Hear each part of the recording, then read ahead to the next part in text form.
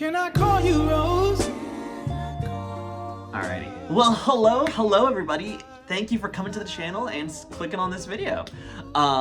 This is a little bit of a different type of content than what you're normally used to, and so yeah, it's gonna be a little bit weird. We're talking about an event, and we're getting a little bit personal today, and so if you don't care about any mushy stuff, I suggest clicking off this video. But I had an experience this weekend that I wanted to share because something incredible happened, and I felt like I just needed to communicate that and just put it to the air. Tell people how I was feeling, and maybe somebody else had a similar experience and wants to share that and make this a space to be able to communicate those shared experiences. And so without further ado, let's talk about this event that I went to. Some of you know it, some of you don't know it, but if you don't know it, I'm gonna explain it to you right now. And it's this huge, I was gonna call it small, but it really was anything other than small, but it's this huge event called MAGFest.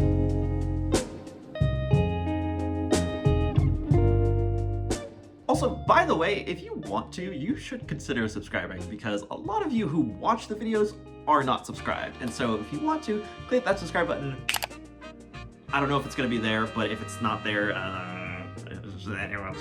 and we'll get you guys notified on when every next video comes up. And so yeah, would love to have you guys along for the ride. So for those of you who don't know, MAGFest is this huge gaming convention that happens in January, and it is just a huge celebration of gaming culture. And they have a simple goal, which is simply just to make the world a better place through video games. That's literally their statement. That's on their website, you can see it. And wow, did I not realize how incredible this event was going to be. I initially was going to not go to this because of some other reasons that were happening behind the scenes, which I might get into a little bit later, but I bit the bullet and said, you know what, sure, let's do it. Let's see where this rabbit hole goes, and just whatever happens, happens. And so we just bought the ticket and then we went. What happened afterwards was nothing short of absolutely insane. The convention was held at the Gaylord Convention Center in National Harbor, Maryland, which if you haven't been to there before, I hadn't been there before, and it was absolutely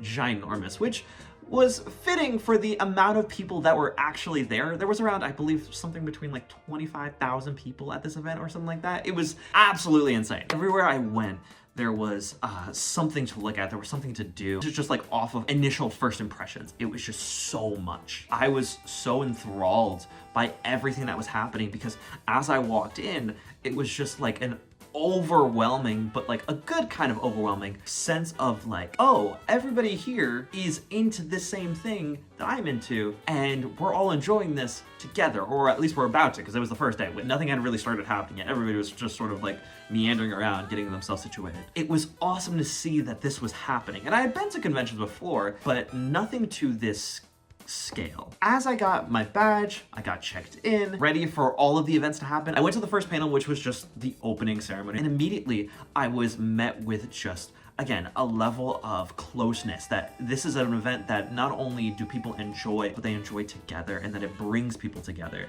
It's from just understanding the rules and that everybody understands, to just the shared meme that continued throughout the entirety of the convention. And if you know what I'm talking about, you know exactly what I'm talking about.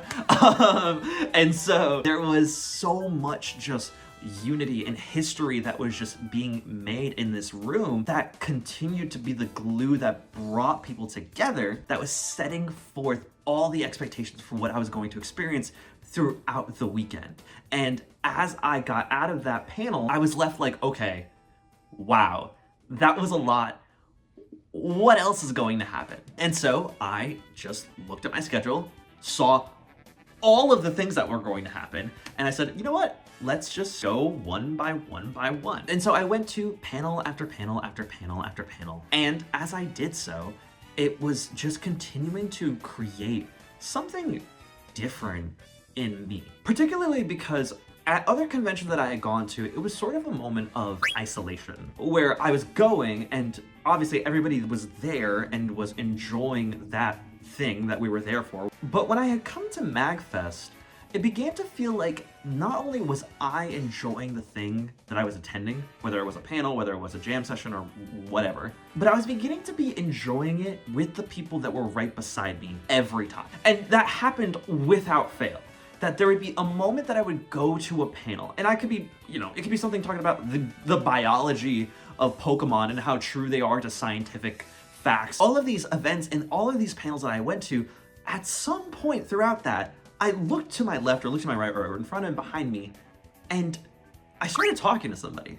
I started engaging with somebody, and by the end of that session, I had found somebody who I could communicate to as I was going throughout the rest of my week. It was so interesting because that effect continued to permeate throughout the entirety of my time there. And that was probably the most defining experience that I had, was this newfound community that began to happen without fail at every single moment that I was there. One of the moments that I spent a lot of time at was the Jam Clinic. And if any of you were there, you probably saw me. I was just chilling, sitting for a while. All of Thursday and all of Friday, I was sitting there and just sort of hanging out. And it wasn't until Saturday, I believe, that I actually went and sang a song. Between all that time, Thursday to Sunday, every single time that I went there, I met someone new. I met a musician and I communicated with them and I talked with them. We began to just, go back and forth about, what brought us here, why are we interested in doing this and stuff like that. And by the time that I had left the jam space for that day, I had found another person that I could talk to throughout the weekend. Again, the same thing kept on happening. I kept on being positioned in a place where I could meet new people, which sort of goes for the entirety of the event, but even more so now because I was being positioned in areas where, oh, we're interested in Pokemon, let's go to this. Oh, you're interested in Pokemon and we're sitting next to each other, let's talk about this.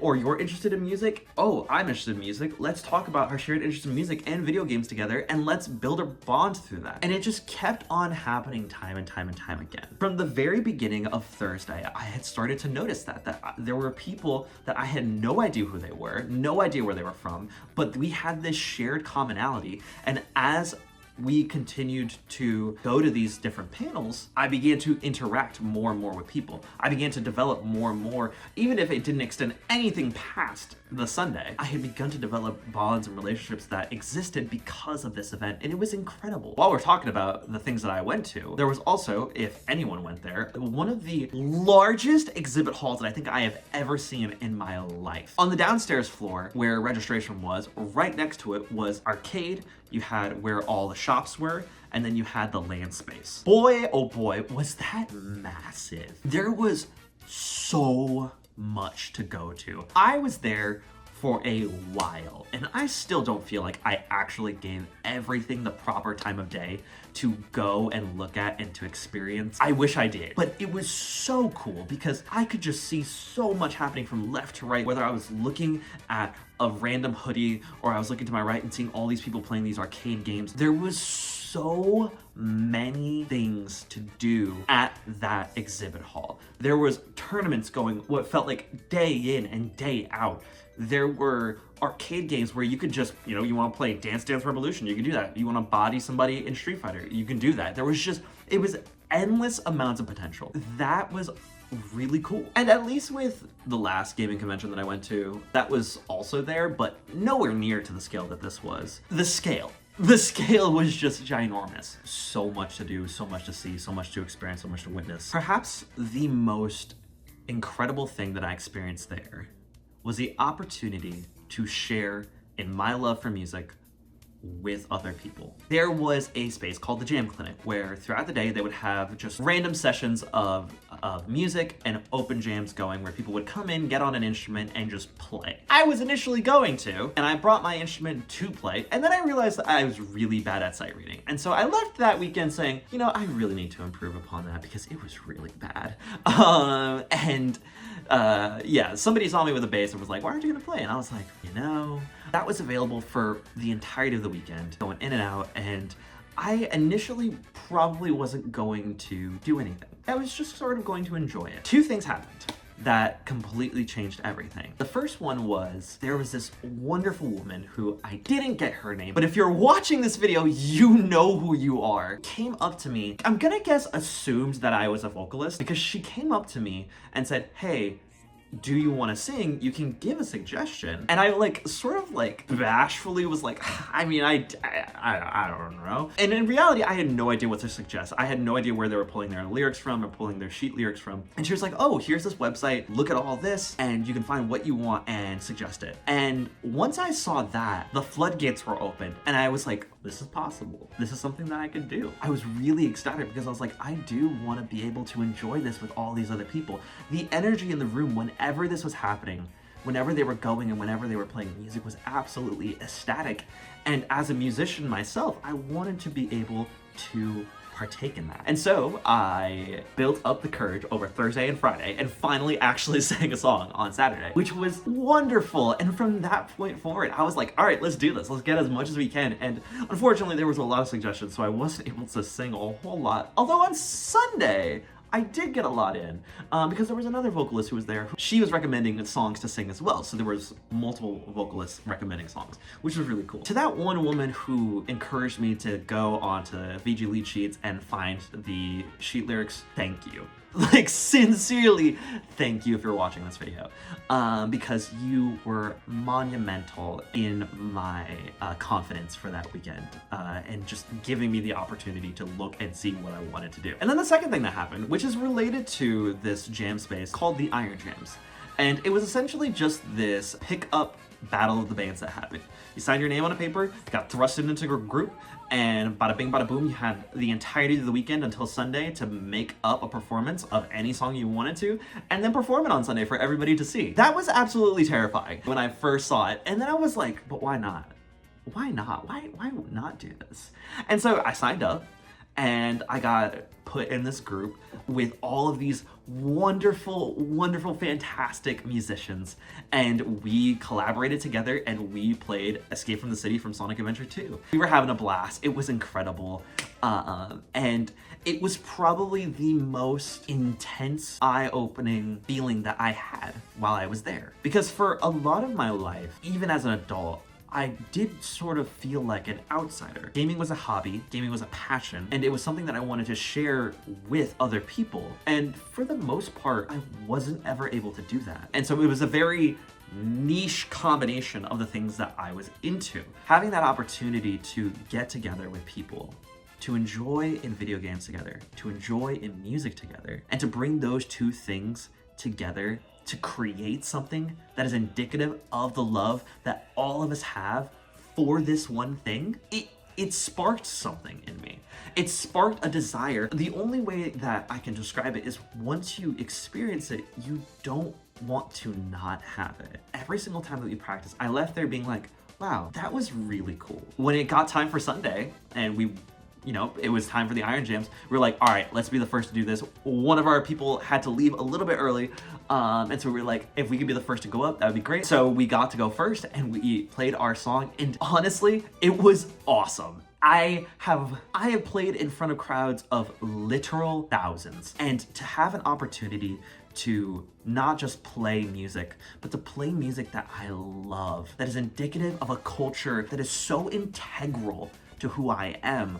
It was a feeling like none other that I had before. And once I started singing, it was like a whole new world had opened up. And I was like, oh my gosh, this is incredible. After that performance, I was just like, wow, we just did that. The camaraderie, the friendships that were built along the way, that was something that I had never thought could happen at the speed at which it happened. But to the band members of Leave, thank you so much for just being awesome, for being absolutely amazing, for helping the self-conscious lad spread his wings, so to speak, and fly.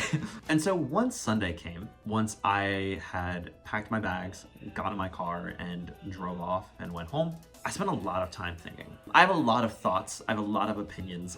What do we take away from this entire thing that we had? I thought about it long and hard, and I think it sort of stems back to what the entire point of the convention was: to make the world a better place through video games. That's their whole goal. And while that's a cool thing in and of itself. MAGFest, the event, fantastic, absolutely spectacular. I left and I was thinking, I was like, you know, the beauty about all of this is this happens and it brings so many people together. And then unfortunately, it ends and there's a hole. And so while I'm not a billionaire or nonprofit person who can just start another event like that, I was like, what can I do?